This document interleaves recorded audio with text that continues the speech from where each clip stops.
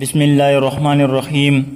Class 9 chemistry chapter number 7 electrochemistry में आज का जो हमारा टॉपिक ऑफ डिस्कशन है वो है इलेक्ट्रोकेमिकल सेल। इलेक्ट्रोकेमिकल सेल क्या होता है और इसके अंदर हमारे पास क्या कुछ होता है, इसको आज हम डिस्कस करने वाले हैं। लेकिन इलेक्ट्रोकेमिकल सेल से पहले हम इलेक्ट्रोलाइट का कंसेप्ट क्लियर कर लेते हैं कि इलेक्ट्रोलाइट हमारे पास क्या चीज़ होता है, क्योंकि इलेक्ट्रोलाइट का कंसेप्ट हमारे पास इलेक्ट्रोकेमिकल सेल में यूज़ हो रहा है। तो इसी वजह से सबसे पहले हम इलेक्ट्रोलाइट का कंसेप्ट क्लियर कर लेते हैं। अब इलेक्ट्रोलाइट हमारे पास क्या चीज़ है, तो इसकी डिफिनीशन और इसके जो टाइप्स है वो हमने यहाँ पर लिखे हैं। तो इलेक्ट्रोकेमिकल सेल से पहले हम यहाँ पर इलेक्ट्रोलाइट का कंसेप्ट क्लियर कर लेते हैं। तो electrolytes, an electrolyte is a substance in solution or in molten state which dissociates or ionizes into positive and negative ions and conduct electricity। अब इलेक्ट्रोलाइट हमारे पास क्या चीज़ होता है, ये हमारे पास ऐसे सब्सटेंसेस होते हैं जिसका अगर हम एक्वस सोल्यूशन बना ले या हमारे पास इसका हम मॉल्टन स्टेट बना ले तो इसमें हमारे पास इलेक्ट्रिसिटी क्या होती है, कंडक्ट हो सकती है। तो इसको हम, इस सब्सटेंस को हम क्या कहते हैं, इलेक्ट्रोलाइट कहते हैं। वो सब्सटेंसेस जिसमें हमारे पास एक्वस सोल्यूशन में या मोल्टन स्टेट में हमारे पास इलेक्ट्रिसिटी कंडक्ट हो सकती है, तो ऐसे सब्सटेंसेस को हम इलेक्ट्रोलाइट कहते हैं। अब मोल्टन स्टेट हमारे पास कौन सा स्टेट होता है, ये हमारे पास कस्टर्ड लाइक स्टेट होता है। जैसे हमारे पास कीचड़ है, कीर है वगैरह, या हम कहते हैं कि अगर हमारे पास एक सोल्यूशन में सॉल्वेंट कम है और सोल्यूट ज़्यादा है तो ऐसे स्टेट को भी हम मोल्टन स्टेट कहते हैं। तो अगर एक सब्सटेंस हमारे पास मोल्टन स्टेट में या एक्वस सोल्यूशन में इलेक्ट्रिसिटी को क्या करता है, कंडक्ट करता है, तो ऐसे सब्सटेंसेस को हम इलेक्ट्रोलाइट कहते हैं। यहाँ पर हमने कुछ एग्जांपल्स लिए हैं कि सोडियम क्लोराइड और सोडियम हाइड्रोक्साइड, पोटाशियम क्लोराइड, ये हमारे पास इलेक्ट्रोलाइट है। अब सोडियम क्लोराइड, इसको हम इलेक्ट्रोलाइट तो कह सकते हैं, लेकिन सॉलिड स्टेट में हम इसको इलेक्ट्रोलाइट नहीं कह सकते। क्यों नहीं कह सकते, क्योंकि सॉलिड स्टेट में इसके जो आयंस होते हैं वो फ्री नहीं होते, इसमें जो इलेक्ट्रॉन्स होते हैं वो फ्री नहीं होते। तो अगर फ्री इलेक्ट्रॉन नहीं है, फ्री आयंस नहीं है, तो ये फिर इलेक्ट्रिसिटी को कंडक्ट नहीं कर सकता। अब इसमें फ्री इलेक्ट्रॉन और फ्री आयंस क्यों नहीं होते हैं सोडियम क्लोराइड में, क्योंकि इसमें जो आयंस होते हैं वो एक दूसरे के साथ क्लोजली कंपैक्ट होते हैं, क्लोजली पैक्ड हुए होते हैं एक दूसरे के साथ। तो इसी वजह से इसमें फ्री इलेक्ट्रॉन और फ्री आयन का कंसेप्ट नहीं होता, तो ये इलेक्ट्रिसिटी को कंडक्ट नहीं कर सकते। किस स्टेट में, सॉलिड स्टेट में। एक्वस सोल्यूशन में या मोल्टन स्टेट में ये इलेक्ट्रिसिटी को कंडक्ट कर सकता है, क्योंकि उस स्टेट में, मोल्टन स्टेट में या एक्वस सोल्यूशन में, इसमें हमारे पास फ्री इलेक्ट्रॉन होते हैं। इसी तरह हमारे पास सोडियम हाइड्रोक्साइड भी है, इसमें हमारे पास फ्री इलेक्ट्रॉन होते हैं और फ्री आयन होते हैं एक्वस सोल्यूशन में। तो इसी वजह से ये भी इलेक्ट्रिसिटी को कंडक्ट कर सकता है वगैरह वगैरह। तो ये हमारे पास इलेक्ट्रोलाइट है। ऐसे सब्सटेंसेस जो एक्वस सोल्यूशन में या मोल्टन स्टेट में इलेक्ट्रिसिटी को कंडक्ट कर सकता हो, ऐसे सब्सटेंसेस को हम इलेक्ट्रोलाइट कहते हैं। अब इसके हमारे पास 2-3 टाइप्स है इलेक्ट्रोलाइट के, इसको हम जल्दी जल्दी डिस्कस करते हैं, फिर हम इलेक्ट्रोकेमिकल सेल की तरफ आते हैं। तो टाइप्स ऑफ इलेक्ट्रोलाइट, पहला जो हमारे पास है वो है स्ट्रॉन्ग इलेक्ट्रोलाइट। अब इसके नेम से भी इंडिकेट करता है स्ट्रॉन्ग। स्ट्रॉन्ग मीन वो इलेक्ट्रोलाइट जो हमारे पास एक्वस सोल्यूशन में या मोल्टन स्टेट में बहुत ज़्यादा आयन देता हो, बहुत जल्दी आयनाइज होता है और कंप्लीटली आयनाइज होता है। तो ऐसे इलेक्ट्रोलाइट को हम स्ट्रॉन्ग इलेक्ट्रोलाइट कहते हैं। यहाँ पर हम इसकी डिफिनीशन लिखी है कि दो substances which ionise completely, ionise completely किस सोल्यूशन में, इन एक्वस सोल्यूशन और in molten state, and conduct electricity to a large extent. अगर इसके आयन हमारे पास कंप्लीटली आयनाइज होते हैं तो इट्स मीन कि इसके आयन हमारे पास ज़्यादा बनेंगे। जब आयन ज़्यादा बनेंगे तो फ्री इलेक्ट्रॉन और फ्री आयन भी हमारे पास ज़्यादा होंगे, तो ये इलेक्ट्रिसिटी को भी बहुत ज़्यादा मिकदार में कंडक्ट कर पाएगा। तो इसको हम स्ट्रॉन्ग इलेक्ट्रोलाइट कहते हैं, जो कंप्लीटली आयनाइज होते हैं एक्वस सोल्यूशन में या मोल्टन स्टेट में। तो ऐसे इलेक्ट्रोलाइट को हम स्ट्रॉन्ग इलेक्ट्रोलाइट कहते हैं। हमारे पास कुछ एग्जाम्पल है स्ट्रॉन्ग इलेक्ट्रोलाइट के। सोडियम क्लोराइड है, हाइड्रोक्लोरिक एसिड है, नाइट्रिक एसिड है, सल्फ्यूरिक एसिड है। यहाँ पर हमने सोडियम क्लोराइड का एग्जाम्पल लिया हुआ है। तो सोडियम क्लोराइड ये जब हमारे पास आयनाइज होता है तो सोडियम प्लस बन जाता है और क्लोरीन हमारे पास माइनस बन जाता है, क्योंकि सोडियम के आउटर मोस्ट शेल में 1 इलेक्ट्रॉन है, क्लोरीन के आउटर मोस्ट शेल में 7 इलेक्ट्रॉन है। तो अपने आप को स्टेबल करने के लिए सोडियम अपने आउटर मोस्ट शेल का ये इलेक्ट्रॉन क्लोरीन को डोनेट करता है।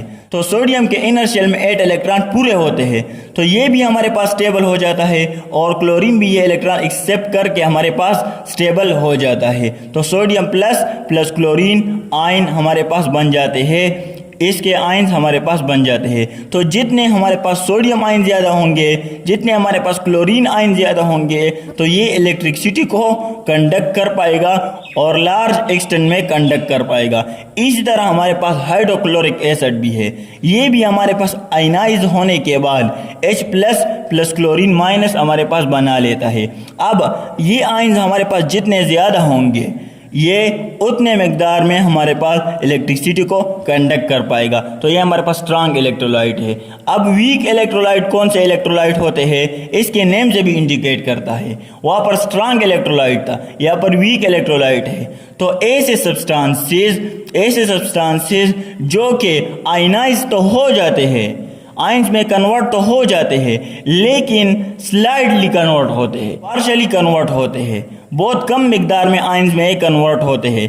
अगर ये बहुत कम मिकदार में आयंस में कन्वर्ट होते हैं एक्वस सॉल्यूशन में या मॉल्टन स्टेट में, तो इट्स मीन कि ये इलेक्ट्रिसिटी को तो कंडक्ट कर पाएगा, लेकिन कम मिकदार में, स्मॉल एक्सटेंट में ये इलेक्ट्रिसिटी को कंडक्ट कर पाएगा हमारे पास। तो ये हमारे पास वीक इलेक्ट्रोलाइट का कंसेप्ट है। वीक इलेक्ट्रोलाइट हमारे पास मौजूद है एमोनियम हाइड्रोक्साइड, यहाँ पर एमोनियम हाइड्रोक्साइड हमारे पास है। दूसरा हमारे पास है acetic acid CH3COOH, acetic acid, ये हमारे पास वीक इलेक्ट्रोलाइट है। वीक इलेक्ट्रोलाइट ये क्यों है, क्योंकि ये मॉल्टन स्टेट में या एक्वस सॉल्यूशन में बहुत ही कम आयंस हमारे पास प्रोवाइड करता है, तो इसी वजह से हम इसको वीक इलेक्ट्रोलाइट कहते हैं।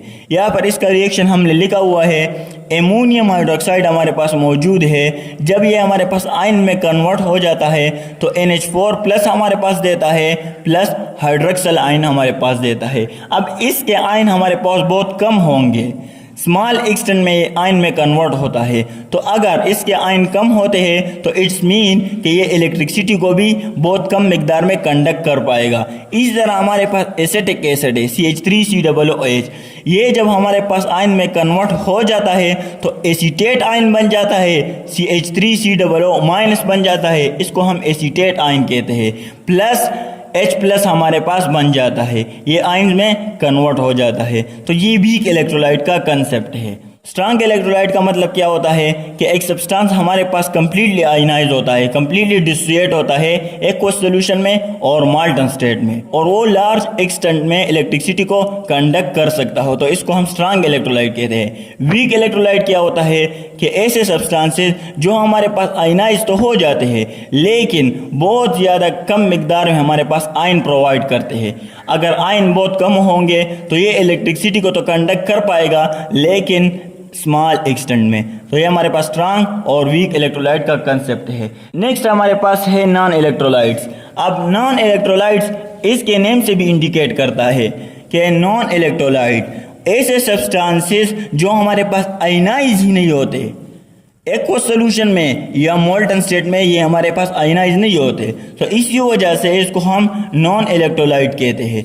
Therefore do not conduct electricity, अगर ये हमारे पास आयंस में कन्वर्ट नहीं होते हैं तो इट्स मीन कि इसमें हमारे पास इलेक्ट्रिसिटी कंडक्ट नहीं होगी, तो इसको हम नॉन इलेक्ट्रोलाइट कहते हैं। इसके हमारे पास एग्जांपल्स है बेंजीन, शुगर, यूरिया, ग्लूकोज वगैरह वगैरह, ये हमारे पास नॉन इलेक्ट्रोलाइट का कंसेप्ट है। अब हम आते हैं असल टॉपिक की तरफ, इलेक्ट्रोकेमिकल सेल की तरफ। इलेक्ट्रोलाइट को हमने इतना डिटेल के साथ क्यों पढ़ा, क्योंकि इलेक्ट्रोलाइट का कंसेप्ट इलेक्ट्रोकेमिकल सेल में यूज़ हो रहा है, इसी वजह से हमने इलेक्ट्रोलाइट को इतना डिटेल में पढ़ा है। अभी हम इलेक्ट्रोकेमिकल सेल को डिस्कस करते हैं कि इलेक्ट्रोकेमिकल सेल हमारे पास क्या चीज़ होता है। तो electrochemical cell A device in which interconversion of electrical and chemical energies take place is called electrochemical cell.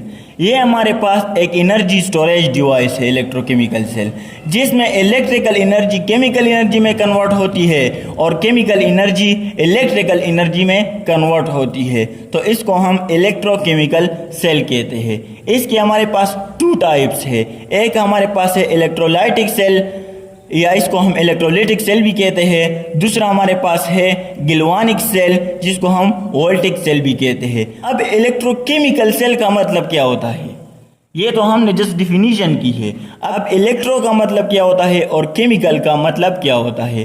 तो इलेक्ट्रोकेमिकल ये हमारे पास 2 वर्ड का कॉम्बिनेशन है।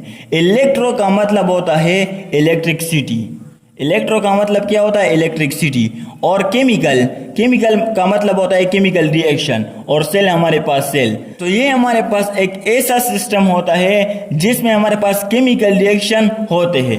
अब ये केमिकल रिएक्शन हमारे पास कैसे होते हैं, ये केमिकल रिएक्शन या तो हमारे पास स्पॉन्टेनियसली होंगे या नॉन स्पॉन्टेनियसली होंगे इलेक्ट्रोकेमिकल सेल में। अगर केमिकल रिएक्शन हमारे पास स्पॉन्टेनियसली होते हैं तो इट्स मीन के वो रिएक्शन होने के बाद वो हमें इलेक्ट्रिसिटी प्रोवाइड करेंगे, इलेक्ट्रिसिटी जनरेट करके देंगे। लेकिन अगर यही केमिकल रिएक्शन हमारे पास नॉन स्पॉन्टेनियसली होते हैं केमिकल सेल के अंदर, तो उन रिएक्शन को परफॉर्म करने के लिए, उन रिएक्शन को प्रोसीड करने के लिए हमें इलेक्ट्रिसिटी देनी पड़ेगी। तो इसी वजह से हम इसको इलेक्ट्रोकेमिकल सेल कहते हैं। अगर एक केमिकल रिएक्शन हमारे पास स्पॉन्टेनियसली होता है, मीन्स खुद ब खुद होता है, तो इट्स मीन कि वो हमें इलेक्ट्रिसिटी जनरेट करके देगा। और अगर सेल के अंदर हमारे पास एक केमिकल रिएक्शन नॉन स्पॉन्टेनियसली होता है तो इट्स मीन उस रिएक्शन को परफॉर्म करने के लिए, उस रिएक्शन को प्रोसीड करने के लिए हमें इलेक्ट्रिसिटी सप्लाई करनी पड़ेगी। तो इसको हम नॉन स्पॉन्टेनियसली केमिकल रिएक्शन कहते हैं। तो ये सेल के अंदर हमारे पास होते हैं स्पॉन्टेनियस केमिकल रिएक्शन और नॉन स्पॉन्टेनियस केमिकल रिएक्शन, ये हमारे पास इलेक्ट्रोकेमिकल सेल के अंदर होते हैं। अब इलेक्ट्रोकेमिकल सेल का स्ट्रक्चर कैसे होता है, तो ये हमारे पास फॉर एग्जांपल ये हम एक सेल ले लेते हैं, ये हमारे पास एक सेल है, इसके अंदर हमारे पास 2 इलेक्ट्रोड्स होते हैं। एक को हम कहते हैं कैथोड और दूसरे को हम कहते हैं एनोड। एक को हम क्या कहते हैं कैथोड कहते हैं और दूसरे इलेक्ट्रोड को हम एनोड कहते हैं। अब ये कैथोड और एनोड हमारे पास इलेक्ट्रोलाइट के अंदर डिप हुए होते हैं। फॉर एग्जांपल यहाँ पर हमारे पास इलेक्ट्रोलाइट पड़ा हुआ है, तो ये एनोड और ये कैथोड हमारे पास इलेक्ट्रोलाइट के अंदर डिप हुए होते हैं, और ये इलेक्ट्रोड हमारे पास एक वायर के जरिए बैटरी के साथ कनेक्ट भी होते हैं। फॉर एग्जाम्पल ये हमारे पास कैथोड है और यही हमारे पास एनोड है। तो ये हमारे पास इलेक्ट्रोकेमिकल सेल का स्ट्रक्चर है कि जिसमें हमारे पास 2 इलेक्ट्रोड होते हैं, एक को हम कैथोड कहते हैं और दूसरे को हम एनोड कहते हैं। यही कैथोड और एनोड हमारे पास इलेक्ट्रोलाइट के अंदर डिप हुए होते हैं और यही इलेक्ट्रोड हमारे पास वायर के जरिए बैटरी के साथ कनेक्ट भी होते हैं। अब इलेक्ट्रोकेमिकल सेल हमारे पास एक एनर्जी स्टोरेज डिवाइस है जिसमें हमारे पास एनर्जी स्टोर होती है, और इसमें हमारे पास केमिकल रिएक्शन भी होते हैं। स्पॉन्टेनियस केमिकल रिएक्शन भी होगा और नॉन स्पॉन्टेनियस केमिकल रिएक्शन भी होगा। अगर एक रिएक्शन हमारे पास स्पॉन्टेनियसली होता है तो इट्स मीन कि ये इलेक्ट्रिसिटी को जनरेट करके देगा, और अगर एक केमिकल रिएक्शन हमारे पास नॉन स्पॉन्टेनियसली होता है तो इट्स मीन कि इसको परफॉर्म करने के लिए, इस रिएक्शन को प्रोसीड करने के लिए हमें क्या करना पड़ेगा, हमें इलेक्ट्रिसिटी सप्लाई करनी पड़ेगी। तो ये हमारे पास इलेक्ट्रोकेमिकल सेल का कंसेप्ट है। Okay, thanks.